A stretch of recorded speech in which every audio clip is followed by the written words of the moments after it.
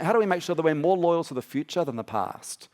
And that's tricky, particularly when you're in an organisation where you've got a strong track record and heritage to build on. Now, I'm guessing many of you will be very well familiar with this quote on the screen behind me. Often it's attributed to Einstein. There's some conjecture as to whether he said this or whether it was something similar to this. But the quote is that insanity is doing the same thing over and over again, expecting to get a different result. Many of us know that. It's almost a cliche. But here's the thing. Can I put it to you? If Einstein was defining insanity today, I have a hunch he'd define insanity today the opposite way to what we see on the screen behind me. I reckon he said that actually today, insanity is doing the same thing over and over again, expecting to get the same result. Now follow me here. What I mean by this is, if you are using the same techniques, the same approaches, the same back-end systems that you were using 2 years ago, 3 years ago, 5 years ago, expect them to be as effective in the future as they were in the past, you're going to be sorely mistaken. We do the same things the same way for so long. We become oblivious to the stuff we're doing by precedent that just no longer makes sense, that's no longer relevant. I love this insight from Rosbeth Moss-Kanter, who's one of the business lecturers at Harvard. She said that sort of habitual thinking, that sort of autopilot trap is the number one enemy of innovation. That's what stops us from keeping pace as times and needs change. And what I love looking at is examples of brands and businesses that have done a great job of avoiding that autopilot trap.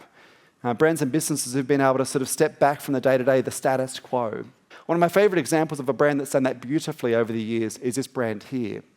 And many of you would know Aurecon. They've been around for a number of decades, a global design and engineering firm based here. They've got big offices in Sydney and around the country and internationally. And I was doing some work with them a little while back, and heard the story from a few years ago when they got to a point as a business where they were really losing their mojo.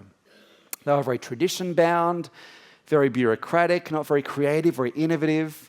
And the feedback from clients when they would go to pitch for work was, we really like you guys at Aurecon, but you're just not creative enough. And so the leadership team realised they had to shift the culture and do it fast. And so they had a couple of ideas about how to do this, but the best idea they came up with, and it was absolute gold. In fact, you may want to try this in your own context, okay? Was an idea they called the Dumb Things We Do initiative. So they went to their staff globally. They said, we'd love to hear from you. What are the things that we are doing as a company that you think are just a little bit dumb? And I mean, the leaders knew that there'd be a fair few ideas suggested. What they weren't ready for was just how many ideas would be suggested and the enthusiasm with which people would share them. So, because you could do this anonymously, which is dangerous. So within about 3 days, they'd had hundreds of these ideas come through that the dumb things the company was doing. And it was quite a confronting exercise because for a few of the leaders, I mean, the things that were suggested as dumb things were things those leaders had implemented 8 years ago. And they had to have the humility to realize maybe it was best practice then, but it's not now. And so they took this list of hundreds of ideas that had been suggested. They whittled it down to a list of 100, the top 100 dumb things they were doing as a business. They went to the organisation. They said, look, thank you for engaging in this whole process. Our commitment to you is in 100 days, we will fix or we will get rid of every one of these top 100 dumb things we're doing in 100 days. And they did it.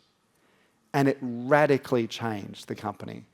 In fact, I was interviewing one of the guys who was sort of the key leader running this whole initiative, a guy named John McGuire, a little while back. And he said the differences made to the company is sort of hard to describe. They went from being very tradition-bound and bureaucratic. Within 2.5 years, they were named by the AFR as Australia's most innovative company across every industry category. Now, when else does an engineering firm beat the tech companies and the ad agencies as the most innovative companies? But they did.